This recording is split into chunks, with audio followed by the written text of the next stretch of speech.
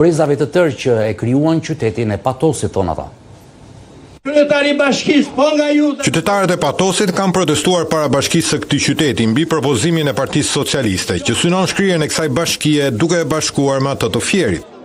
Të gjithë qytetarët një zëri kanë kërkuar anulimin e idesë për shkrirjen e bashkisë së Patosit, ndërsa nuk kanë kursyer as përfaqësuesit e tyre në parlament për heshtjen që kanë patur në lidhje me këtë dëm, që sipas tyre po i bëhet historisë dhe mundimeve të brezave të tërë që ngritën këtë qytet.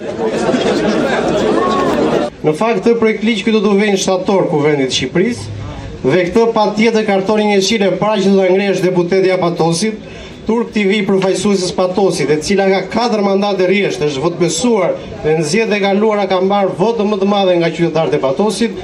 Në këtë situatë, Turk TV asaj nuk e di si do ketë sy dhe surat që do dalë të gjithëve juve këtu përpara. Përkundrejt një projekt ligji të ndërtuar nga komisioni i kësaj reforme me 2 bashkëkryetar, një mësues letërsie Boçi dhe një gazetar Mazlihu, që nuk i përkasin fushës përkatëse, që të dinë të vlerësojnë dhe të japin zgjidhje të drejtë, si në dobi të zhvillimit, ashtu dhe në dobi të jetës komunitare, jetës qytetare këtu në Patos.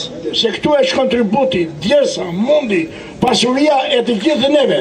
Ajo për një herë që di e kam dëgjuar unë, që ka rënë vlera e shtëpisë 20%, vlera e tokës 20%.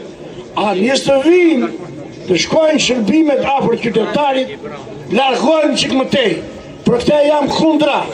Me është bon. Duhet si një grusht i vetë, trupit ta mbrojmë këtë me gjatë. Bravo. Se po se mbrojtë të ne, kur të ta mbrojmë? Ka dirë gjatë gjyshi im, gjyshi tuaj. Baba im, baba juaj. Gjithë. Po vete u 63 vjeç.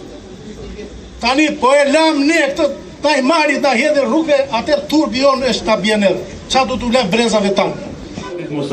Protestat kundër propozimit të reformës territoriale 2 shikohen si një mënyrë legjitime për të shprehur kundërshtimin qytetar, duke kërkuar që zëri i tyre të dëgjohet, të merret në konsiderat dhe të reflektohet në vendimarrje.